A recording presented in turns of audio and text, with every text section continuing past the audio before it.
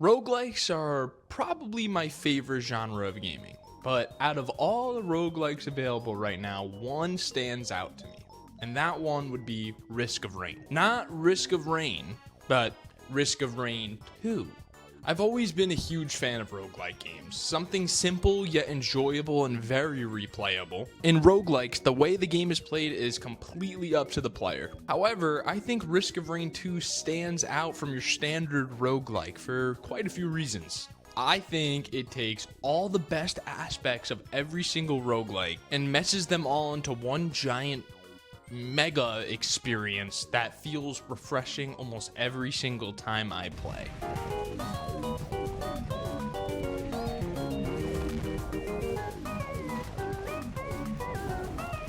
Some other good examples of roguelikes I really like to play are Binding of Isaac, Balatro, or Enter the Gungeon, all of which have a pretty big range of playstyles. You want to go be a high-stakes gambler that only plays with flushes? Go play Balatro. You want to go be a little tiny boy in a dingy and dark basement that shoots piss tears out of his face? Go play Binding of Isaac. Point being, typically the limit of what you can do in these games is up to the player's imagination. In Risk of Rain 2, you play as a survivor who runs around killing creatures, getting gold from killing those creatures, and using that gold to get loot through means of chests or shrines. Ultimately, with the main goal of killing Mithrix, the King of Nothing, as he is called. If you fail, or I should say when you fail, it's a roguelike. So hop back on that horse, load right back in, maybe try a different survivor or a completely different playstyle. I feel like a reoccurring theme in my channel is I always love to say how much I hate playing single player games. And the great part about roguelikes is they're either multiplayer or they're just so chaotic and random that when I'm playing by myself, my brain doesn't get a chance to succumb to the boredom that I usually have when playing single player games. They're also really never a linear experience, meaning you can play at your own pace and play it in any way that you see fit for yourself. Roguelikes typically reward out-of-the-box thinking and creativity, which always is a great feeling when you're experimenting with all these different ways of being able to play the game. But I think that Risk of Rain draws the line between insanity and control in a way that no other roguelike does.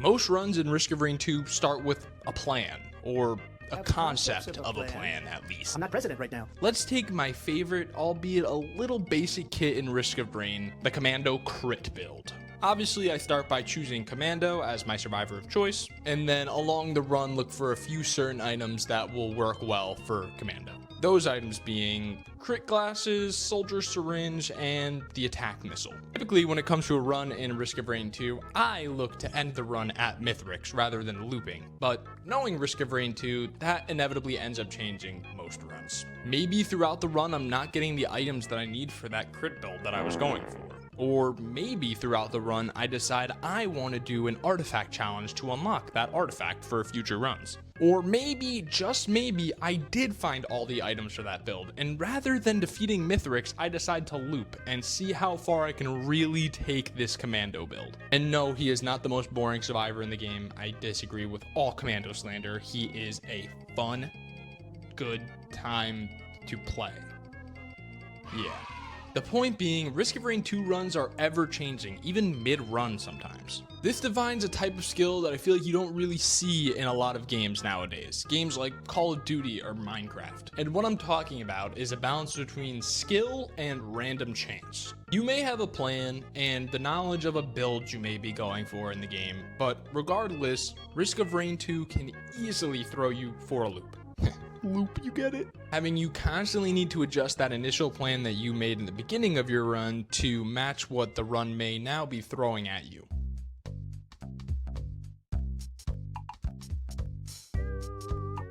Now, like I said, most players probably have some idea of the type of build and playstyle they want to use each run when playing Risk of Rain, depending on what survivor they choose and if they want to do any challenges. Each survivor has its own unique playstyle and laundry list of builds that you can use with that survivor.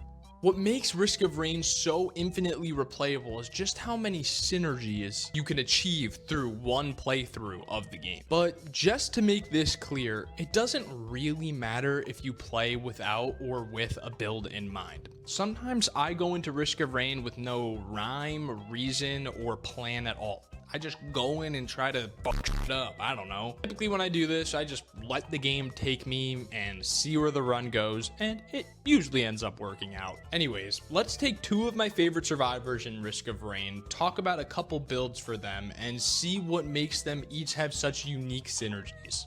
Oh, and just to make it clear, none of these builds are set in stone or anything like that.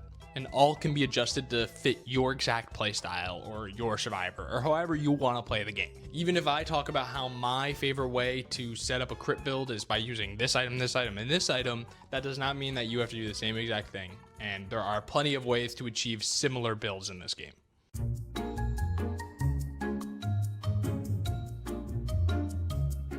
One of my favorite ways to play Risk of Rain 2. A very simple and beginner-friendly build, and actually happens to be the one I started with and still find myself going back to very often. First thing you do when trying out this build is select Commando, the first survivor you unlock when playing Risk of Rain, and also probably the most straightforward survivor. Alright, now I'm gonna try to point to his abilities properly, because I'm not actually behind Risk of Rain 2. I know, crazy, it's a green screen. So let's see if I can point properly. Commando has fully automatic pistols, a piercing blast, a dash, and a stunning attack. Did I do it? Did I point? Did I point in the right spots? Now, like I said before, there are three main items that I like to go for with Commando. But for this specific build, I changed one of those items. So the three items that I would like to go for when doing a crit build for Commando would be the Lens Maker Glasses, Soldier Syringe, and Predatory Instincts. You get the faster fire rate from the Soldier Syringe, the higher crit chance from the crit glasses, and then combining those two things, you get the Predatory Instincts, which makes it so every time you hit a crit, you shoot even faster. In my opinion, the most important item here is the Soldier Syringe, with every item you get afterwards building off of that syringe. For example, the crit glasses wouldn't work nearly as well depending on how many Soldier Syringes you have. The more times you get to shoot, the more chances you get to have a crit. For context, here's Commando shooting with no syringes versus him shooting with 3 syringes. Just so you can see the true power of this build, in this run that you see going on behind me, I am using an artifact known as the Artifact of Command. This artifact allows you to pick and choose every item you get when it drops. It may be a little scummy to be able to pick exactly which items you get. I'm doing it for means of educational purposes to show you exactly the true potential of what these builds can do. Anyways, like I said, it's a very simple run. You shoot fast, you hit crits, and then the more crits you hit, the faster you shoot. It's a nice and simple structure that works for almost any situation that you're in. On top of that, there are tons of other items that work very well with this build. Some of these items are the ATG attack missile, like I mentioned before. Especially with all this attack speed that you're getting, you will be firing off rockets very frequently. And another couple items that I'd recommend for this build would be sticky bombs or stun grenades. Both of these items are on-hit items, which works very well for Commando, being how many times he is hitting the enemy or shooting them. Sticky bombs have a chance to attach sticky bombs onto whatever you're shooting at, and stun grenades have a chance to stun whatever you're shooting at. Basically, with a good Commando build, you shoot fast and have high damage. Both combined to be a very, very fun and somewhat easy Risk of Rain experience. Whether you're new to the game or have hundreds and hundreds of hours of playtime, I still find this build to be extremely fun.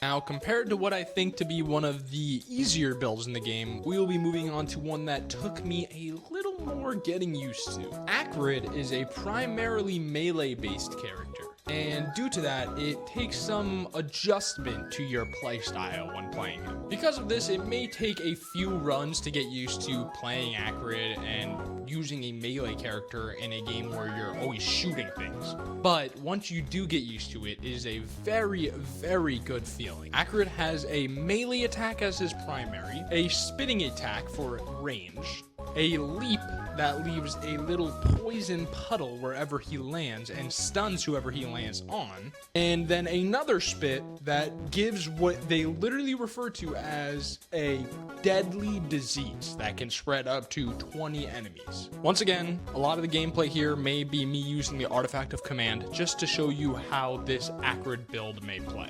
The few key items I'd recommend for this Acrid build would be the Focus Crystal, which gives you more damage the closer you are to enemies. Kind of a no-brainer here.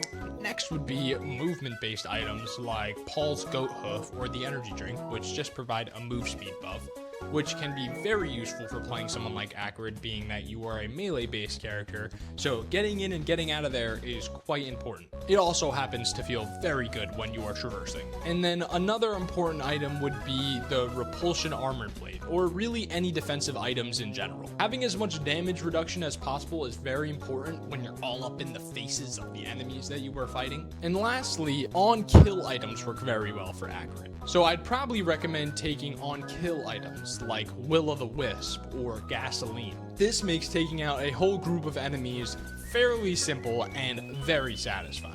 Like I said, it definitely takes a little more skill in planning when playing a character like Acrid compared to playing someone like Commando, but it can easily be one of the most satisfying ways to play the game.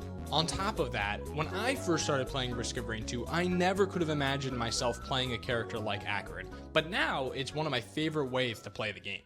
For builds in Risk of Rain 2, and honestly most roguelikes in general, I don't think you're supposed to follow them exactly to a T.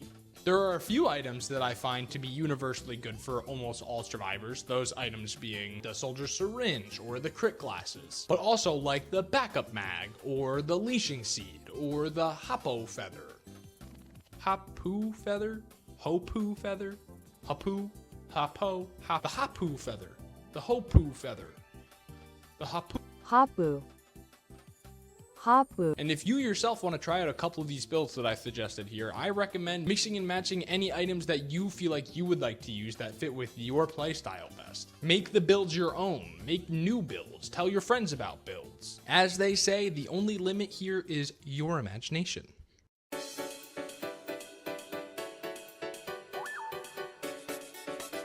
Now, a major aspect that keeps me coming back to a lot of roguelikes that I love to play is the multiplayer aspect. As I always say, and will continue to say, I suck at playing single-player games. Not to say that playing Risk of Rain 2 alone isn't its own type of vibe in itself, but playing with others is just a completely different experience, and in my opinion, an objectively better one. Take all the chaos and all the synergies that I mentioned earlier. Now add one more player and have him trying to get his own items and make his own synergies.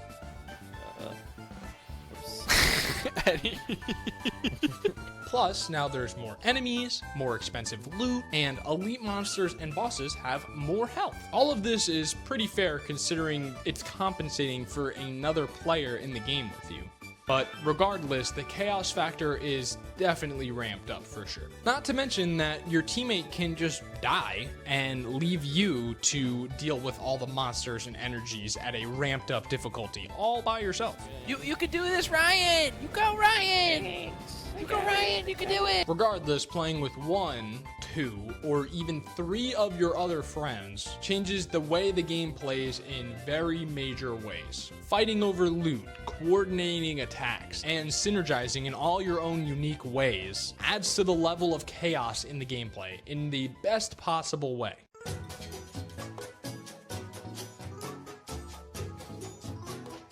Another reason why I find Risk of Rain to be such a replayable experience is what I refer to as the lack of losing. In Risk of Rain 2, it's pretty easy to never really feel like you've lost a run. If I die and then end a run, it feels less like I lost and more like an opportunity to either try different items or try a completely new survival. You don't really ever lose a run. Sometimes your run just ends and it means it's time to start a new one, even if it may be pretty early on sometimes. But even if you do happen to make it all the way to the last stage, it's not that big of a deal. At most, it takes you 30 minutes to get back to where you were before. Obviously, depending on what survivor, difficulty, and artifacts you may be playing with. When trying out a new survivor, it may feel very frustrating to lose runs so quickly and so often, making you want to go back to the comfortable decision. However, I encourage you not to fall back into that comfortable choice. Once you get a hang of the way that Survivor plays, everything clicks, and you feel the synergies of the items that you're using on this new Survivor.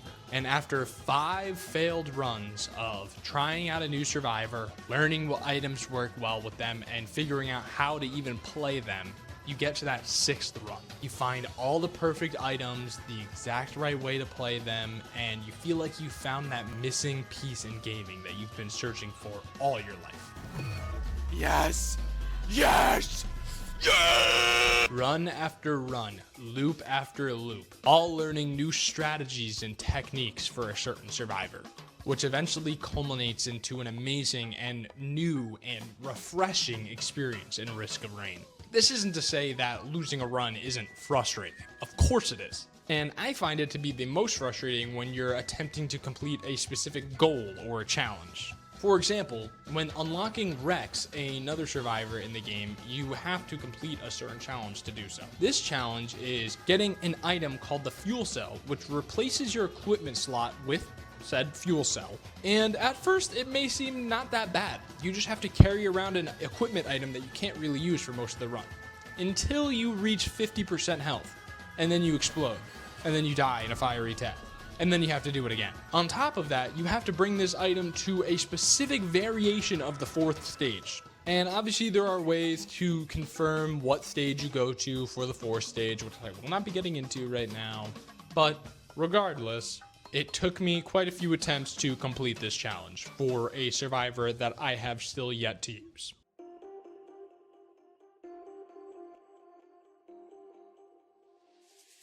Now, the icing on top to what I think is an almost perfect roguelike, the atmosphere.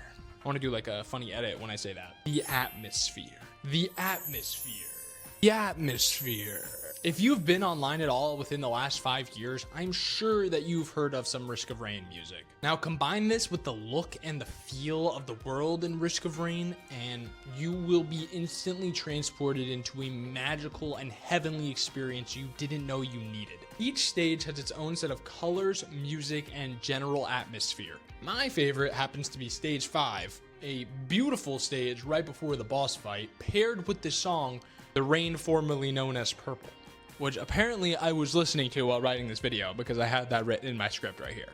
For every track on every stage, the music starts slow and progressively ramps up as you get further into the run, having a very dynamic feeling when paired with the gameplay of Risk of Rain. The maps are all crazy, weird alien landscapes, feeling like they're from a dream that you don't ever really want to end, with waves and waves of Lemurians or freaking beetles or freaking flying wisps or whatever, along with a grandparent or two. These giant jelly creature things, these are grandparents, that's what they're called. When playing, it can be very easy to get lost in the game and forget about all your struggles and stresses of life and get locked into almost a flow state. And then you don't even realize that 2 hours have passed. All of this combined leaves you in what I can only describe as a meditative state that feels healing, in a sense. A roguelike like this is hard to come by. I promise you, I have played many of them. Even after fighting off what feels like thousands of creatures, I still feel a sense of peace and relaxation that is pretty hard to find in gaming nowadays.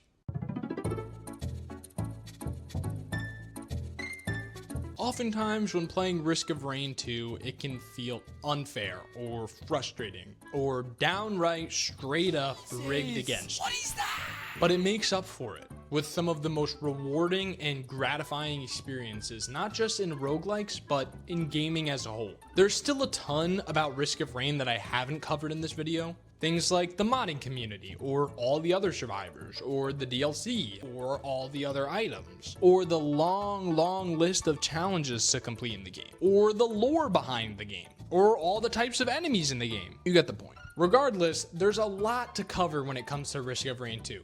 I just wanted to tell you what I think makes the beautiful chaos of Risk of Rain 2 so special in a way that I can't find in gaming anymore. Anyways, Thanks again for watching. Of course, leave me a comment and let me know if you liked this video or what types of videos you'd like me to make in the future. I hope you enjoyed. Don't let the geeps and gups bite at night. Don't let the geep gups bite. Bye. Thanks for watching. Bye.